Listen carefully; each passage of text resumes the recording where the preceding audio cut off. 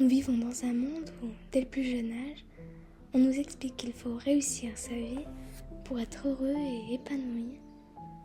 Mais qu'est-ce que réussir sa vie et pourquoi est-ce qu'on devrait réussir pour les autres? Et plus fou encore, qu'est-ce que le bonheur lui-même? Il nous est vendu comme un objectif, un but fixé, mais à quel point devons-nous nous sacrifier pour l'atteindre, ce bonheur? Et pourquoi est-ce qu'il ne résiderait pas dans les simples choses de la vie? Pourquoi est-ce qu'on aurait forcément besoin d'avoir tous les biens infinis pour le ressentir?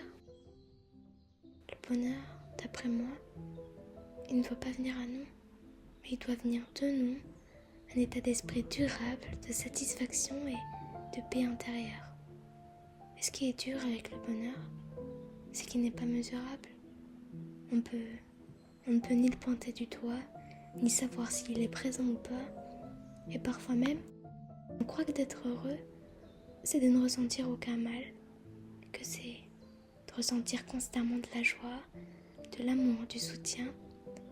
Mais qui a dit que d'être heureux, c'était d'être inhumain?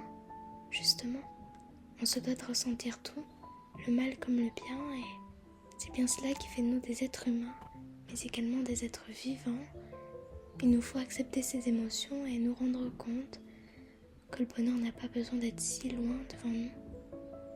Et si vous regardez certains avoir cherché le bonheur à tout prix, leur à tout prix, pourtant ils avaient déjà tant de choses, la vie, la santé, la famille, mais ils ont fini par s'y perdre et à oublier la satisfaction que c'était de posséder déjà tout cela. Souvent, le bonheur est sous nos pieds et par insatisfaction, on le repousse jusqu'à ce qu'on trouve meilleur. Mais ce qu'on oublie, c'est que l'essence même qui alimente cette source de bonheur, eh bien c'est nous. Ainsi, pourquoi chercher le bonheur aussi loin quand on peut le construire avec ce qu'il y a de si proche?